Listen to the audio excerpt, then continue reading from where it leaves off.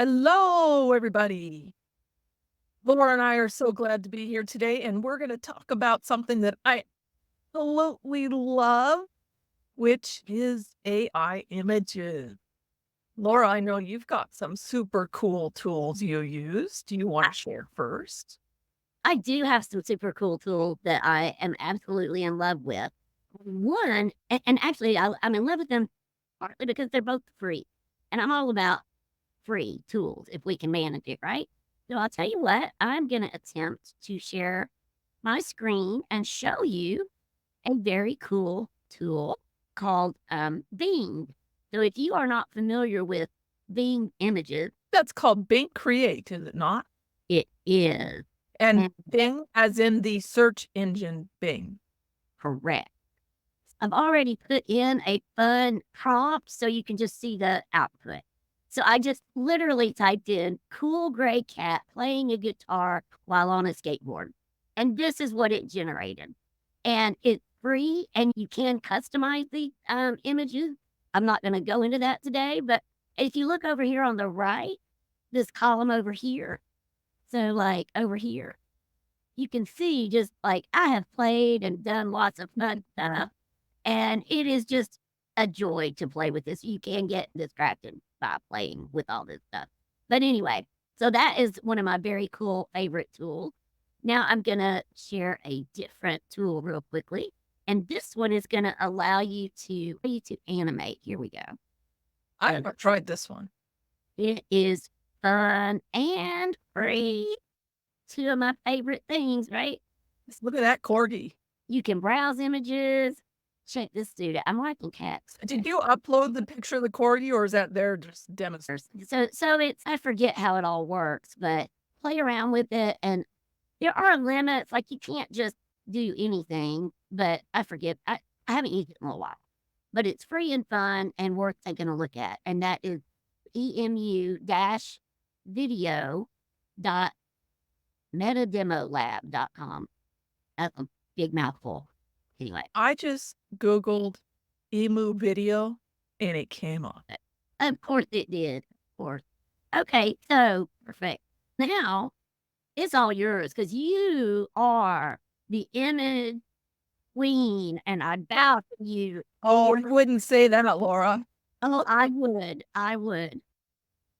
So take it away, my friend. I did just yesterday, I saw that my MidJourney renewed. So I have officially been using MidJourney for 2 years.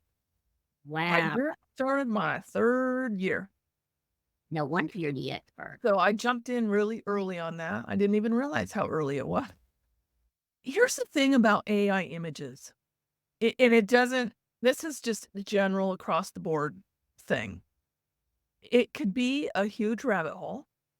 You could go down that rabbit hole for hours if you allow yourself to.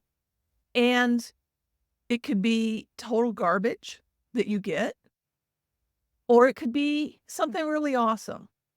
Okay. And some of these tools have what I would call a huge learning curve. And some of them are like super easy, like the ones that you showed, super easy. And so I encourage people to jump in where they're at.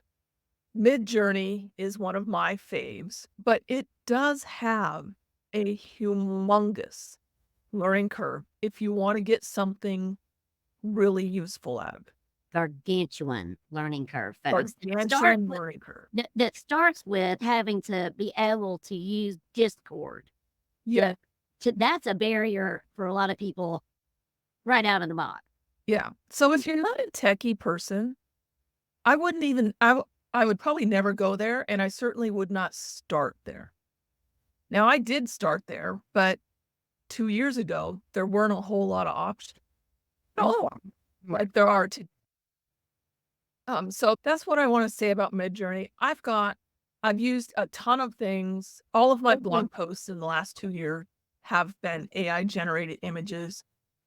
All the images on my website is AI-generated images, and the reason for that. In fact, some of the images on my premium website are AI images based on my own images.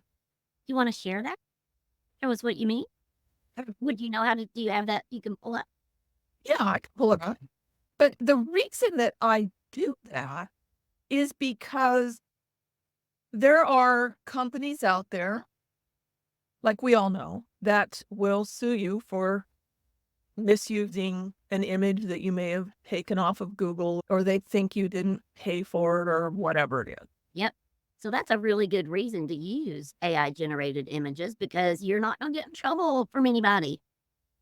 Exactly. I love that reason. I didn't thought.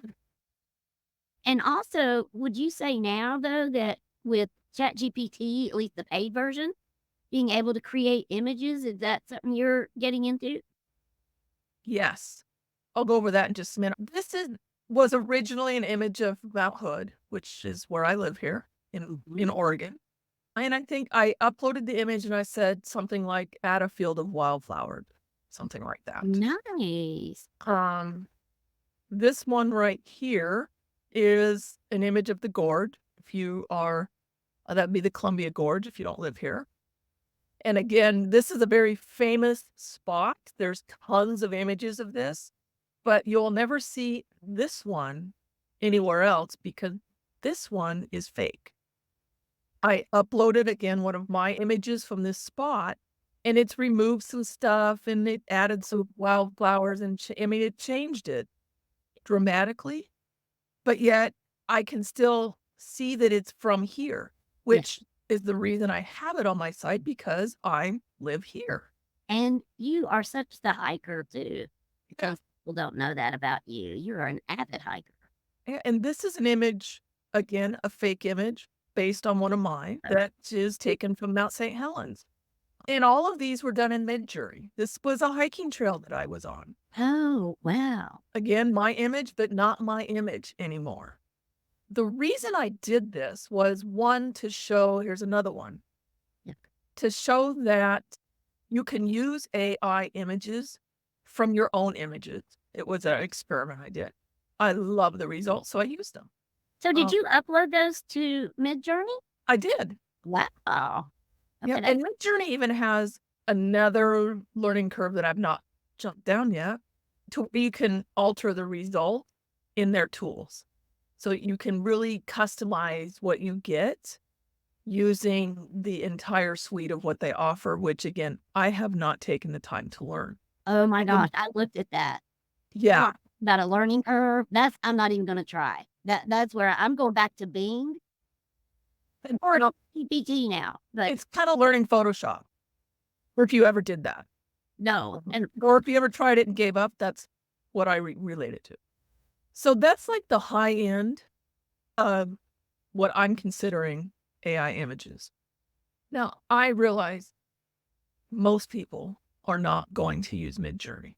So recently, I've discovered that my paid version of ChatGPT is automatically integrated into DALL-E.